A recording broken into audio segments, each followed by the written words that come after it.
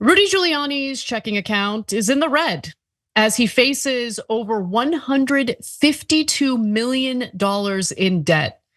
I can't even fathom being in debt to that extent. I would have panic attacks. But anyway, he's facing creditors left and right due to his defamation judgment.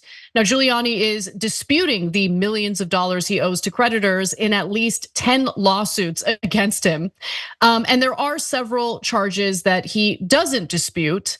Among them has to do with some overdraft charges in his checking account. He is not disputing that he owes Citigold $9,530.21 for overdraft on checking account, the filing says. Now, he might be a fan of President Joe Biden because I did a story a few weeks back about how Joe Biden is trying to rein in these banks and the overdraft charges that they charge toward their customers. So who knows? Maybe Biden is someone that Giuliani is going to vote in favor of, considering his financial woes. I doubt it, but I'll give you some more details about why he owes so much money and how much trouble he's in just a moment. Cenk, what are your thoughts? Yeah, so this is interesting. What's happening as a general trend here is that since a lot of the prosecutors are Democrats, which means that they are very slow and weak, people are now seeking justice in the civil court system. And so they bankrupted Alex Jones. Here they bankrupted Rudy Giuliani. And of course, E. Jean Carroll got that $83 million settlement against Trump, even though he claims to be a billionaire. That might bankrupt Donald Trump. So for guys that are lifelong criminals that we can't get any justice on, I think this is a wonderful development. But I am a little worried that they're going to expand this to others. But for now, Rudy richly deserved it. So let's get into those defamation suits or those civil suits. So documents filed in New York on Monday of this week in Giuliani's bankruptcy case show that he is challenging the millions of dollars he owes a law firm that ended up defending him in the defamation case that was brought forth by two Georgia election workers, Shaye Moss and her mother, Ruby Freeman. So he had lied about them and how they helped to engage in voter fraud on behalf of Joe Biden. Obviously, there was no evidence of that. And as a result of that defamation, their lives were destroyed. They were dealing with insane harassment from Trump supporters. And so he lost that defamation suit, as he should have. The problem is he ripped a page out of Donald Trump's book and decided that he didn't want to pay the lawyers who were representing him in the defamation suit. And so Giuliani is challenging almost $400,000 in outstanding legal fees to the law firm of Aidala, Bertuna, and Kamins, which represented him in misconduct proceedings before the Washington, D.C. bar. That's another situation in which he was represented by lawyers that he didn't pay. Creditors have said in court that they are not taking his financial statements filed in bankruptcy court at face value. And in fact, they plan to hire a forensic accounting firm to investigate the specifics. I think that's a smart idea. Oftentimes, there are individuals who claim bankruptcy in order to skirt their financial liability as a result of civil rulings.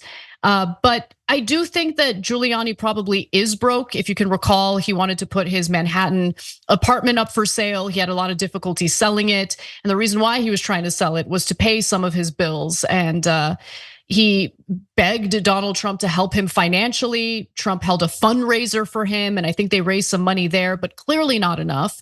And in addition to the millions owed for his lawsuits, documents also show that Giuliani owes more than $700,000 in taxes to the federal government and nearly $300,000 in taxes in New York. How do you screw your life up like this? Like, how do you go from a widely lauded, mayor, New York City mayor, America's mayor, as he was once called, to someone who's drowning in debt, dealing with all sorts of lawsuits? Does he not have a family member who can put him in a headlock and lock him in a basement so he stops being a danger to himself? It's just insane. Yeah. So I have two words for you on how you could ruin your life like this. One is alcohol, and the other is Trump. If you've got a combination of an alcohol problem and a Trump problem, you're going to look like Rudy Giuliani. And that's the thing with these bad guys. No, they're bad guys to everyone. So there isn't anyone in their family who helps them.